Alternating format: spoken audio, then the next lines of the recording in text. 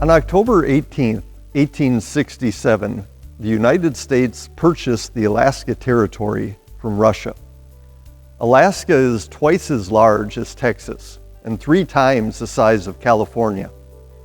And what was the purchase price?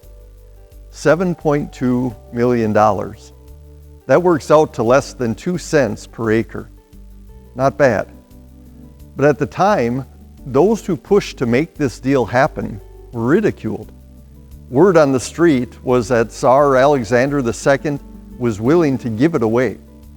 And so some called this new territory Seward's Icebox and Johnson's Polar Bear Garden as a jab at the Secretary of State who pushed for the deal and the President who authorized it. Were they fools? A lot of people thought so, at least for a while. Then, in 1880, gold was discovered in Alaska, and lots of it. Years later, in the late 1950s, oil was discovered in Alaska, lots of it. Shortly thereafter, Alaska joined the Union as the 49th state. And besides the rich natural resources, its strategic value during the Cold War and beyond is plain to see. All this for less than 2 cents per acre. I don't think there's a single person in the United States or Russia who wouldn't call this the deal of the century. Hindsight is 2020.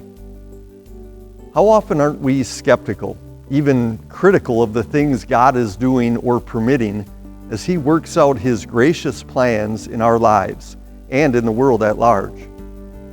It can be easy in the moment to point out everything that seems wrong to us and to imagine what could have been done differently or better. But in the moment, we see so little, while God sees it all.